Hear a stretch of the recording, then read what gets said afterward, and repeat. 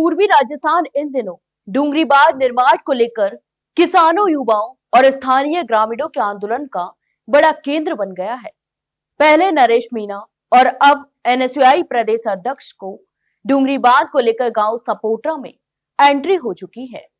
आपको बता दें कि विनोद झाकड़ एनएसयूआई प्रदेश अध्यक्ष हैं, राजस्थान विश्वविद्यालय से, और वो दलित वर्ग से भी आते हैं। ठीक उसी प्रकार नरेश मीणा भी दलित समाज से आते हैं। जब विनोद झाकड़ ने आरएसएस के खिलाफ पोस्टर फाड़ने और राजकार्य में बाधा डालने के आरोप में विरोध किया था, तो उनको पुलिस ने हिरासत में ले लिया और यहां तक कि 15 से 20 दिन तक जेल में भी रहे। वहीं सचिन पायलट और डोटासरा उनसे मिलने तो गए, लेकिन इतनी जल्दी जितना जल्दी सचिन पायलट ने निर्मल चौधरी को रिहा करवाया था। कई लोगों ने सवाल उठाए हैं, लेकिन बाद में डोटासरा और जूली ने राज्यपाल से मुलाकात की और विनोद झाकड़ को रिहा करवा दिया। इन तमाम बातों को देखकर कांग्रेस कार्यकर्ताओं ने सवाल भी पूछने शुरू कर दिए।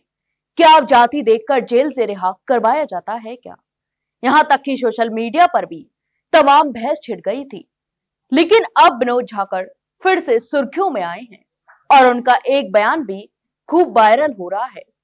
जब विनोद झाकड़ ये कह रहे हैं कि मैं राजस्थान विश्वविद्यालय से दलित समाज का पहला निर्दलीय अध्यक्ष बना, इसमें सबसे बड़ा योगदान नरेश मीणा भाई साहब का था।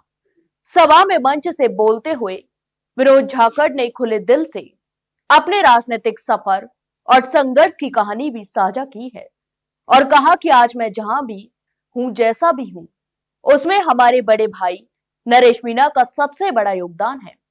उन्होंने मुझ पर भरोसा किया, साथ दिया और हमेशा सही रास्ता भी दिखाया। मैं राजस्थान विश्वविद्यालय से दलित समाज का पहला निर्दलीय अध्यक्ष बना, यह मेरे लिए सम्मान है और इसका श्रेय नरेश भाई को भी जाता है। उनका यह बयान सुनकर सभा में मौजूद लोगों ने जोरदार तालियों से समर्थन जताया। वहीं डूंगरी बांध को लेकर सीधा संदेश, किसान का बेटा ही किसान का दर्द समझ सकता है। डूंगरी बांध के विरोध में उपस्थित हजारों ग्रामीणों को संबोधित करते हुए विनोद झाकड़ ने कहा, यह आंदोलन केवल बांध का नहीं, बल्कि किसानों की जमीन, आजीविका और हक की लड़ाई है। और कहा गया है कि किसान का बेटा ही किसान का दर्द समझ सकता है। और आज पूर्वी राजस्थान के हर गांव में जो संघर्ष दिख रहा है, वह किसी एक जाति या समुदाय का नहीं, बल्कि पूरे क्षेत्र का संघर्ष है।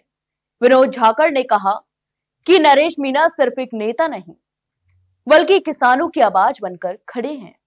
नरेश भाई जहां किसानों की लड़ाई लड़ रहे हैं, वहां मैं उनका छोटा भाई बनकर हमेशा साथ खड़ा रहूंगा। चाहे जोड़ली हो, बामनवास हो, टोडा भीम हो या फिर पूर्वी राजस्थान, हमारी लड़ाई किसानों के सम्मान की लड़ाई है। सभा में विनोद झाकड़ की यह घोषणा युवाओं में उत्साह का कारण बनी और लोग नरेश मीणा, विनोद झाकड़ जिंदाबाद के नारे लगाने लगे।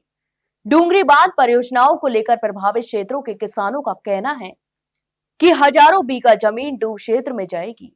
किसानों को सही मुआवजा नहीं मिल रहा, परियोजना में पारदर्शिता की कमी है। इन्हीं मुद्दों को लेकर सभी गांवों में लगातार आंदोलन जारी है। विनोद झाकड़ का काफिला जोड़ली सपोटरा पहुंचा तो बड़ी संख्या में युवा, किसान और ग्रामीण उनका स्वागत करने उमड़े।